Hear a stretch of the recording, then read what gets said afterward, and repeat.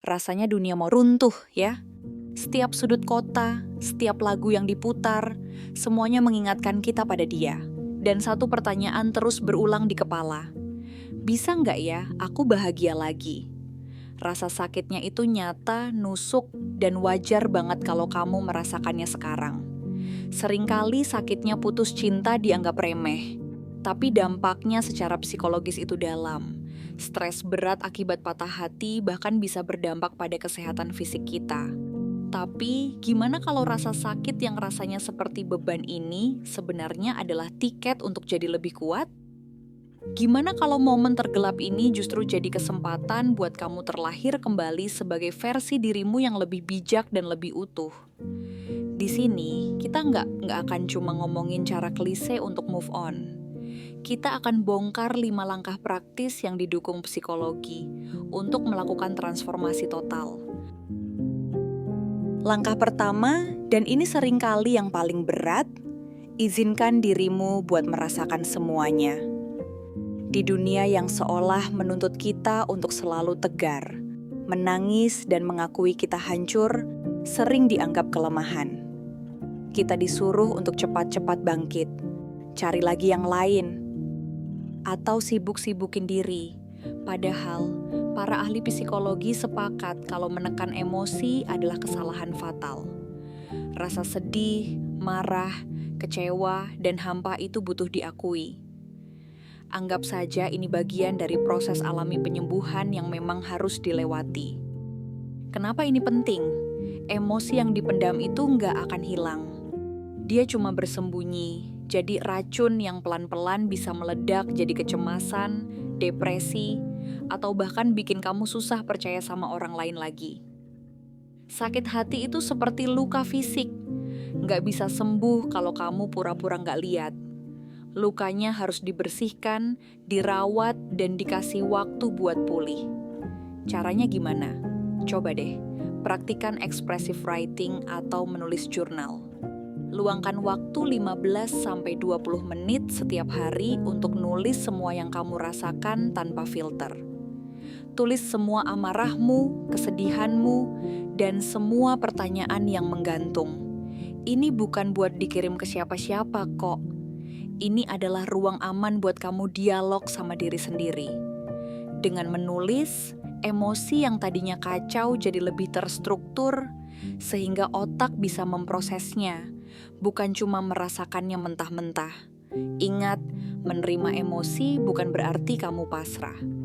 Justru, ini adalah langkah pertama yang paling berani untuk mengambil kembali kendali atas dirimu.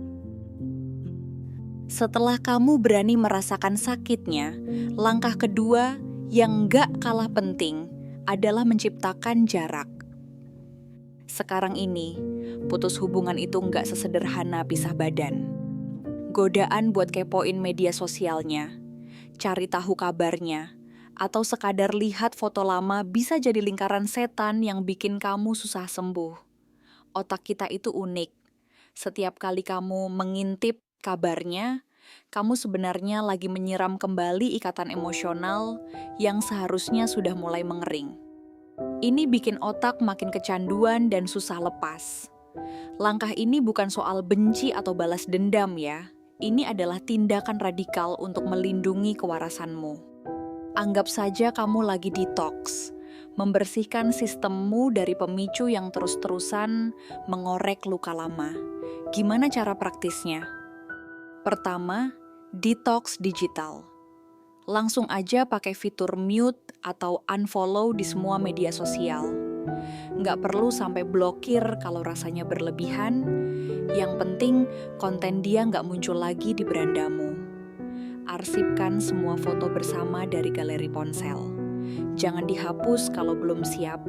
Cukup pindahkan ke folder tersembunyi biar nggak gampang diakses waktu lagi galau tengah malam. Kedua, ciptakan jarak fisik sementara. Kalau bisa, hindari dulu tempat-tempat yang penuh kenangan. Ini bukan buat selamanya kok, cuma sampai kamu merasa lebih stabil.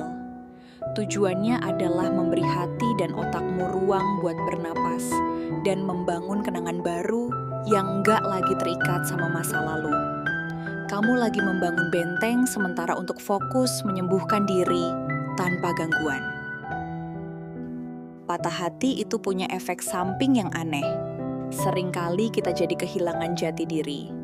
Selama pacaran, sebagian dari aku mungkin sudah melebur jadi kita. Kamu mungkin jadi suka hobinya dia, nongkrong sama teman-temannya dia, atau punya rencana masa depan yang berpusat pada kalian berdua. Pas hubungan itu selesai, yang terasa hampa bukan cuma kehilangan dia, tapi juga kehilangan sebagian dari dirimu sendiri. Makanya, langkah ketiga ini adalah tentang menemukan kembali siapa dirimu. Ini kesempatan emas buat bertanya ke diri sendiri. Tanpa dia, aku ini siapa? Dan apa sih yang beneran aku suka? Mengalihkan energi dari apa yang hilang ke apa yang bisa kamu bangun adalah inti dari ketangguhan mental. Ini bukan lari dari kenyataan, tapi mengalihkan energi secara positif. Yuk, mulai lakukan hal-hal baru yang nggak ada sangkut pautnya sama mantan. Ada kursus yang dari dulu pengen kamu ikutin, belajar bahasa baru, kelas masak, atau mungkin coba bikin keramik.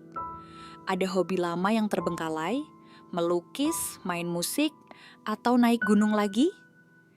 Aktivitas ini bukan cuma mengisi waktu, tapi juga membangun jalur kebahagiaan baru di otakmu yang independen. Selain itu, fokus rawat diri. Jaga pola makan, cukup tidur, dan mulai olahraga rutin.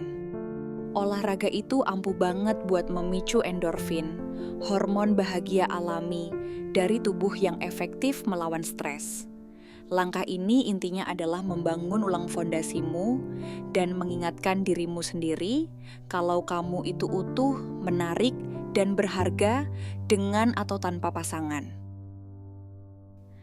Waktu lagi hancur-hancurnya, insting pertama kita biasanya adalah menarik diri. Rasanya nggak ada yang ngerti, malu, atau takut jadi beban buat orang lain. Padahal, isolasi adalah musuh terbesar dalam proses pemulihan. Dukungan dari teman, keluarga, atau komunitas bisa jadi obat yang luar biasa ampuh. Berbagi cerita dengan orang yang kamu percaya bisa mengurangi rasa sepi dan ngasih sudut pandang baru yang kamu butuhkan. Putus cinta seringkali juga memutus sebagian lingkaran sosialmu, dan ini bisa menambah stres. Makanya, membangun kembali support system itu wajib. Ini bukan tentang cari pengganti, tapi tentang mengisi ulang baterai emosionalmu dengan empati dan koneksi yang tulus. Caranya, coba deh, hubungi satu teman yang paling kamu percaya. Katakan sejujurnya, aku lagi nggak baik-baik aja dan butuh teman ngobrol. Kamu akan kaget betapa banyak orang yang peduli dan mau mendengarkan. Kadang, kita nggak butuh nasihat, cuman butuh didengarkan. Selain teman dekat, coba gabung komunitas baru. Bisa klub buku, komunitas lari, atau jadi relawan. Ini cara bagus buat ketemu orang baru dalam suasana yang positif. Koneksi sosial ini mengingatkan kita bahwa hidup ini kaya akan berbagai jenis hubungan, dan cinta itu bukan cuma soal romansa. Jangan pernah remehkan kekuatan obrolan tulus atau pelukan hangat dari seorang sahabat. Nah, ini adalah langkah terakhir, langkah yang paling mengubah segalanya. Di titik ini, kamu berhenti jadi korban dari ceritamu dan mulai jadi penulisnya. 4 langkah sebelumnya adalah tentang bertahan dan menyembuhkan. Langkah kelima ini adalah tentang bertumbuh. Para psikolog menyebutnya post-traumatic growth, di mana sebuah pengalaman menyakitkan justru jadi pemicu perubahan positif yang luar biasa dalam hidup. Ini bukan tentang mencari sisi baik dari rasa sakitnya, karena sakit ya tetap sakit. Ini tentang menemukan makna dan pelajaran dari pengalaman pahit itu. Ini tentang mengubah narasi di kepalamu dari hidupku hancur karena dia pergi, menjadi karena pengalaman ini aku jadi lebih. Gimana caranya menulis ulang ceritamu? Ambil lagi jurnalmu dan mulailah refleksi. Tanyakan ini pada dirimu. Apa yang aku pelajari tentang diriku dari hubungan ini?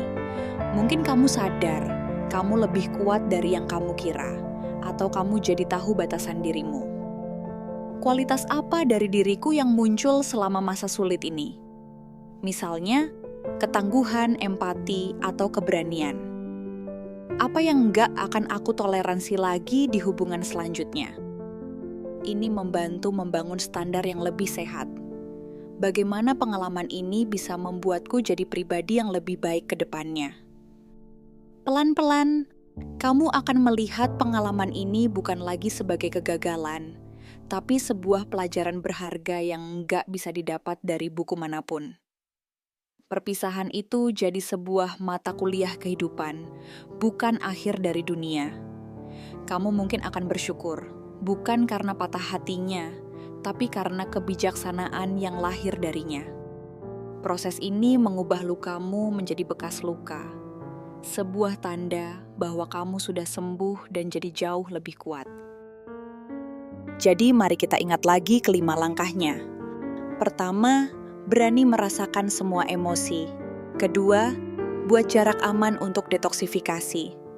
Ketiga, temukan kembali dirimu. Keempat, hubungi lagi teman-temanmu. Dan kelima, tulis ulang ceritamu untuk menemukan kekuatan. Patah hati memang terasa seperti kiamat kecil, tapi percayalah ini bukan akhir dari ceritamu. Ini cuma akhir dari satu bab. Proses penyembuhan setiap orang berbeda, tidak ada durasi yang pasti. Yang terpenting adalah setiap langkah kecil yang kamu ambil adalah sebuah kemenangan. Luka yang kamu rasakan hari ini sedang membentukmu jadi versi diri yang lebih tangguh dan lebih sadar akan betapa berharganya kamu. Kamu gak hanya akan sembuh, kamu akan terlahir kembali. Seringkali kekuatan terbesarmu justru ditemukan setelah kamu melewati penderitaan terbesarmu. Kalau kamu merasa video ini relate atau memberikan sedikit harapan, jangan lupa tekan tombol like dan subscribe ya, supaya kita bisa terus belajar bareng. Tapi yang lebih penting, aku ingin mendengar ceritamu. Coba bagikan di kolom komentar, langkah mana yang paling sulit atau paling berkesan buatmu? Atau mungkin kamu punya cara lain yang ampuh. Dengan berbagi, kita nggak cuma menyembuhkan diri sendiri, tapi juga saling menguatkan. Terima kasih sudah menonton, dan tetaplah kuat, tetaplah semangat.